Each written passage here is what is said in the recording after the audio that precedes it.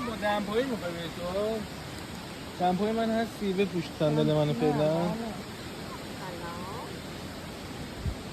سلام عزیزم سلام.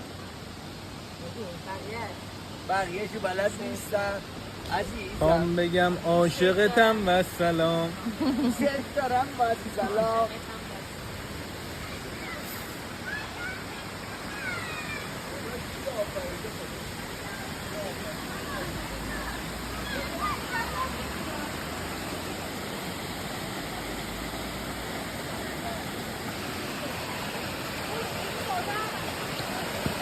دارم فیلم میگیرم بچه ها. سلام.